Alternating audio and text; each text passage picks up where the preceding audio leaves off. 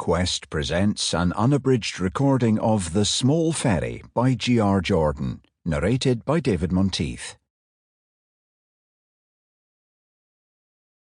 Chapter 1. The day was just miserable. Grey clouds hung overhead like a never-ending duvet, and drizzle fell relentlessly, giving the Firth a misty feel.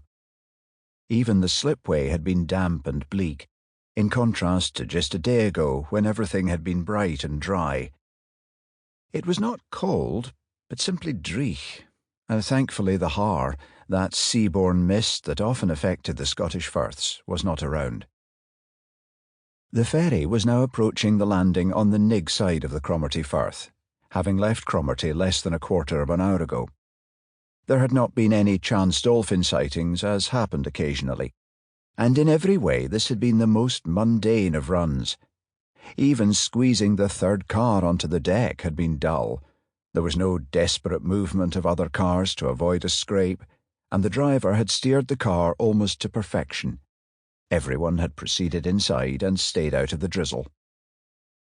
His captain was now piloting the vessel in close, and Peter stood ready to assist with the temporary berthing at the slipway. The ferry was not one of the row-row variety, roll-on, roll-off, where the cars drove only forward when they manoeuvred. Instead, the cars had reversed on at Cromarty and would now quickly drive off. Peter was only 21, and this had been his first season on the ferry. Although it was May, the season had not taken off due to the recent bout of cold weather and the atrocious snowstorms that still nipped into April. Global warming, they had said, and Peter believed it to be true. But he was careful with his recycling and even walked to his work every day, so his conscience was clear.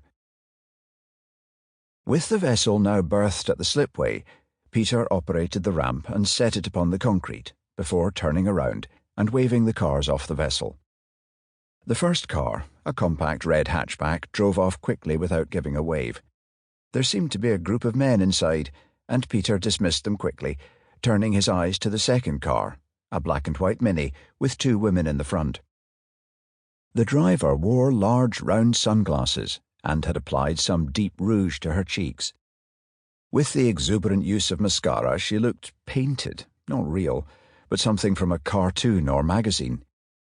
Red painted nails appeared over the steering wheel, and the car jumped forward before it suddenly stalled.